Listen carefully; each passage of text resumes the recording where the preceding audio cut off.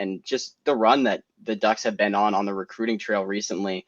Oregon, since we had our last show, signed 2 more 5-star recruits. 5-star edge Anthony Tank Jones committed just after we did our last show after media day, and then a couple days later, 5-star defensive back Devon Benjamin committed also. So a lot of really good, really exciting stuff going on in this 2026 class. And I don't expect you to fully know what's going on with all these guys, but what kind of excites you about what you've seen from what the Ducks are doing on the recruiting trail right now? Yeah, I mean, let me tell you, pulling the number 1 recruit out of Alabama 2 years in a row is a statement. And I mean, getting a 5-star out of the state is good. I think that really sends a message. Especially with kind of not the relationship, but how Dan Lanning and Kalen DeBoer have played each other. In their careers so far here, I think it's really notable that Dan Lanning goes and gets the number 1 recruit out of Alabama 2 years in a row. That's big for me. Devon Benjamin, like you mentioned, I haven't seen too much about him, but this just keeps stacking this defensive back room. You talk about Trey McNutt maybe not getting that development this year. Hey, here comes another guy to stack on top of this. Depth is important, and that's what the Ducks are building. You don't just want to when you look at this class, and we can talk a little bit about this. It's maybe not the biggest class, but there's quality there.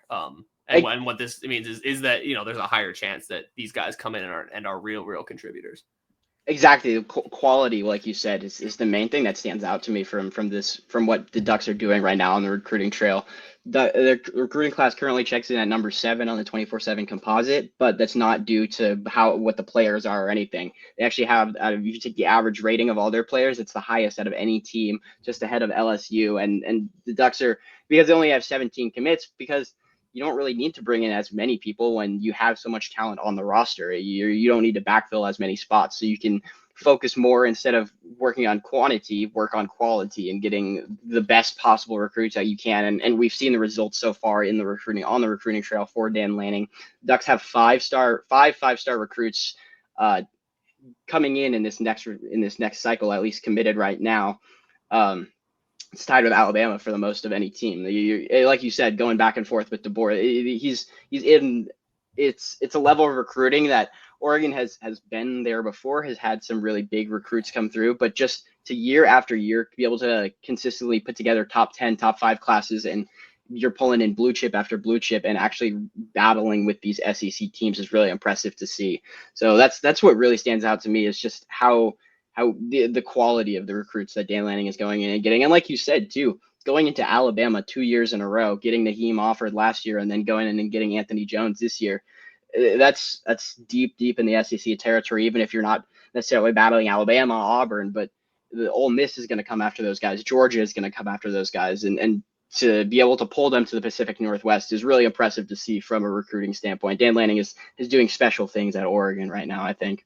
Yeah, and absolutely. And to the people who are concerned about the fact that, there's only 17 commits right now, I would just say, number one, this team has shown that it has an ability to find quality in the transfer portal, and that is frequently going to be a big part of what this team looks like every year.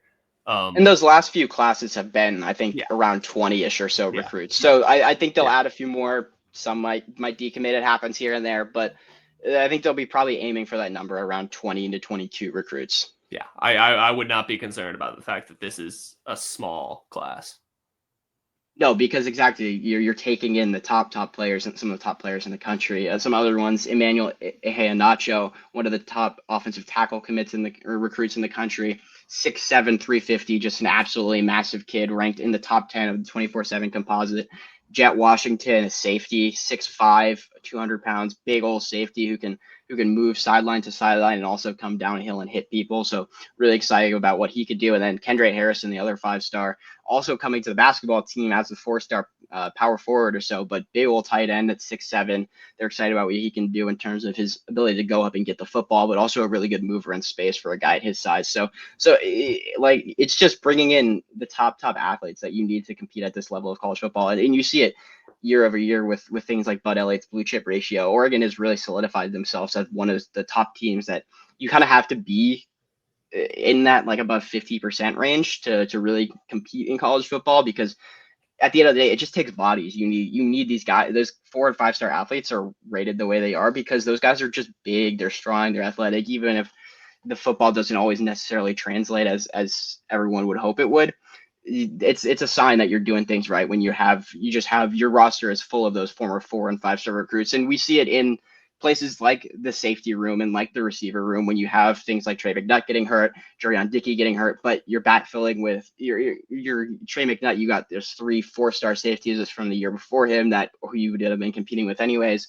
On the receiver side, you're backfilling with Kyler Casper, another formerly high recruited guy. Jeremiah McClellan was a 4-star recruit. Dylan Gresham was a 4-star recruit. So you can see the effects that the recruiting is having on the team on the field as well. Yeah, it makes me excited, man. That's what I got to say about this. It makes me excited. Exactly, and some exciting players coming in as well. So